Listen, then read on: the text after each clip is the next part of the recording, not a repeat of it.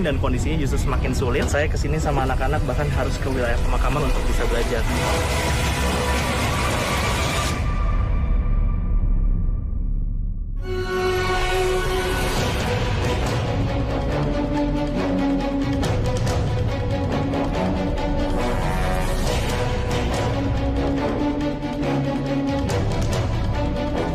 Kondisi ini terjadi di Pulau Jawa, pemirsa, pusat pembangunan dengan segala infrastruktur dan kebijakan pemerintah yang ada. Masa COVID-19 seperti ini, dengan kondisi yang kian sulit, Selogiri seharusnya mendapatkan perhatian jauh lebih besar dibandingkan sebelumnya.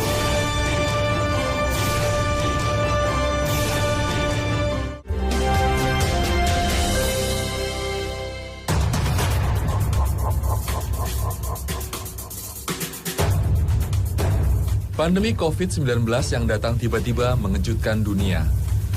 Seluruh aspek kehidupan manusia terkena dampaknya, termasuk di dunia pendidikan. Sekolah-sekolah menjadi sepi. Kegiatan belajar mengajar dilakukan secara daring dengan memanfaatkan jaringan internet. Bagi mereka yang hidup di kota, tentu dimudahkan dengan berbagai infrastruktur penunjangnya. Tapi, bagaimana dengan anak-anak yang menetap di desa? Hak mendapat pendidikan menjadi terkendala karena sulitnya mendapat akses jaringan internet. Namun, anak-anak Dusun Sipanjang, Desa Selogiri, Kecamatan Karanggayam, Kebumen, Jawa Tengah, menolak untuk menyerah. Setiap pagi di hari sekolah, mereka berangkat berombongan menuju ke areal pemakaman di atas bukit, di mana sinyal HP dan internet bisa diakses. Ditemani Ibunda Habib yang bernama Karmi. Ya, Karmi memang sengaja meluangkan waktunya untuk menemani anaknya belajar, sekaligus juga membantu anak-anak yang lain.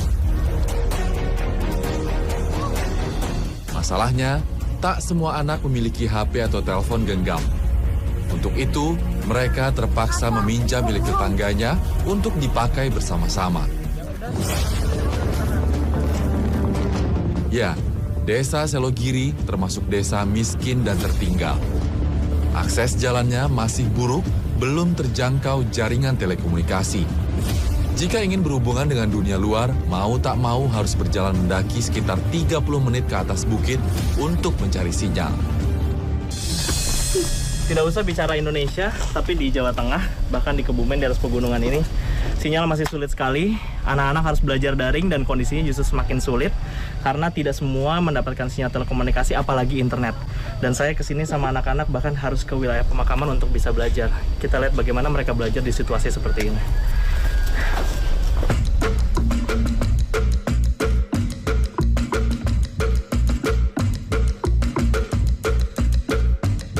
Anak-anak Dusun Sipanjang kebanyakan bersekolah di SD 04 Selogiri. Lokasi sekolah hanya sekitar 300 meter saja dari pemukiman mereka. Sayang, pandemi COVID-19 membuat mereka harus berusaha lebih keras demi mendapat pendidikan.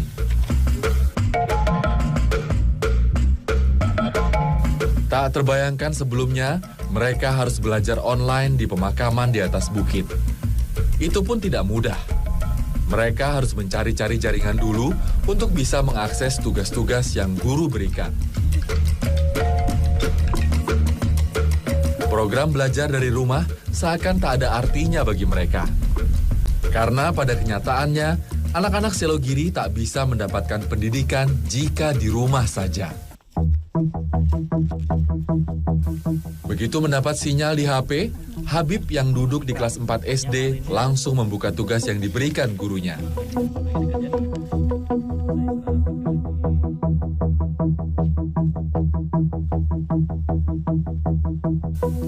Mereka nampak kesulitan mencerna tugas-tugas yang diberikan dari guru di sekolah.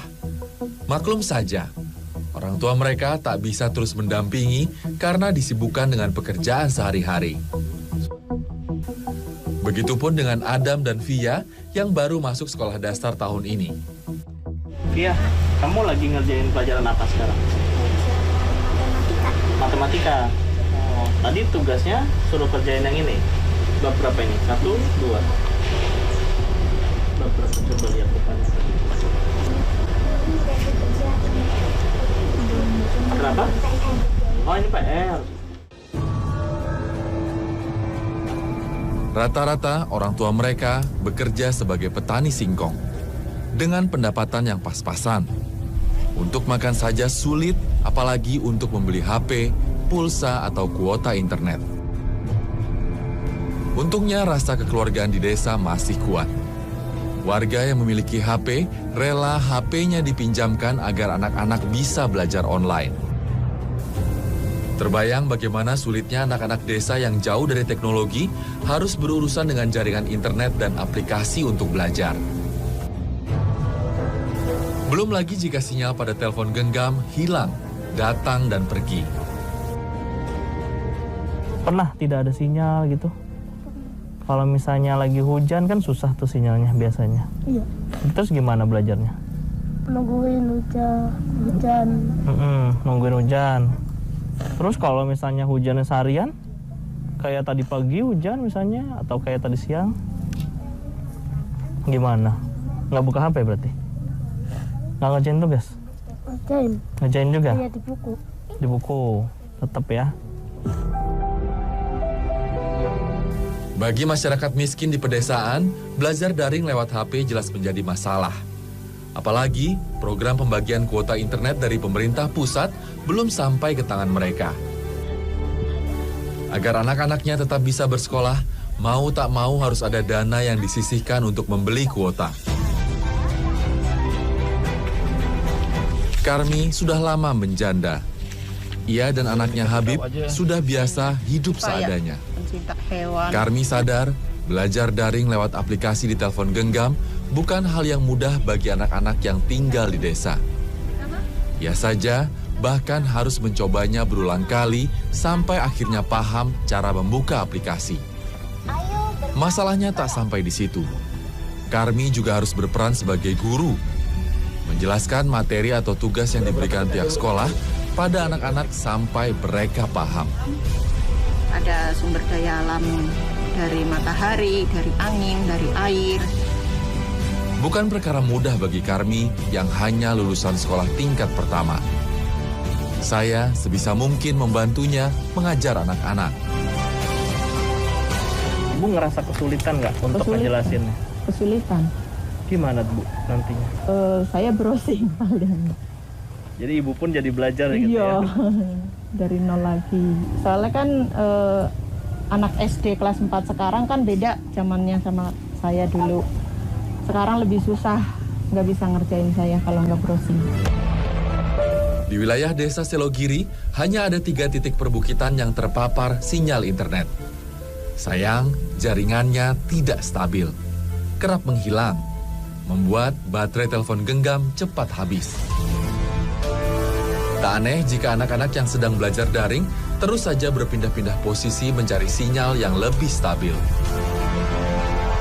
Gak kebayang bagaimana mereka bisa fokus untuk belajar kalau misalkan mereka harus fokus untuk memakai perangkat ini, belajar dari awal teknologinya, kemudian membaca dan juga mengaplikasikan setiap tugas-tugas dari guru, dari handphone mereka ke alat tulis yang mereka punya seperti buku dan pulpen.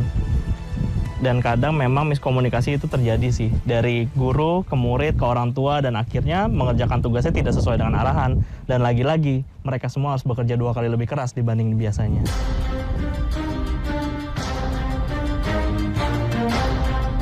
Perjuangan anak-anak di Selogiri untuk tetap bersekolah sungguh luar biasa.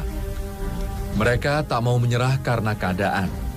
Semoga saja pandemi COVID-19 segera berlalu agar kehidupan kembali normal dan anak-anak Indonesia bisa kembali bersekolah.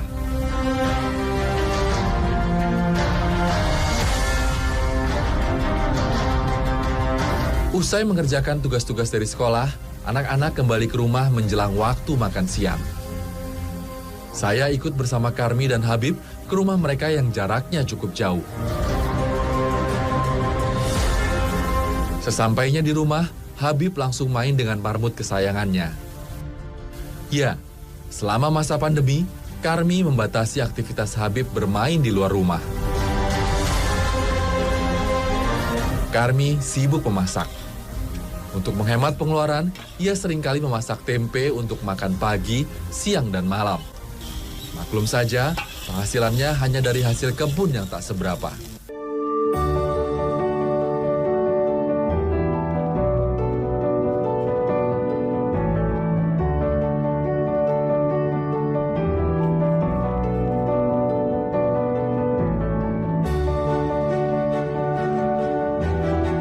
Jual singkong itu paling hanya untuk makan. Terus kalau dari kuota itu, Ibu harus minta siapa? Nggak tahu minta sama siapa. Tapi Ibu belum dapat bantuan ya? Belum. Ada dengar-dengar kapan gitu dapat bantuan? Belum. Belum ya? Belum. Tapi Ibu tahu nggak ada bantuan kuota ini? Pernah dengar tapi belum nyampe. Berdasarkan data pemerintah Kabupaten Kebumen mengenai status COVID-19, hingga awal Oktober 2020, wilayah Kabupaten Kebumen masuk ke dalam zona oranye. Dari 26 kecamatan, Kecamatan Kebumen masuk zona merah. Sementara Kecamatan Sadang, Kloring dan Puring masuk zona hijau. 22 kecamatan sisanya masuk zona oranye, termasuk Kecamatan Karanggayam.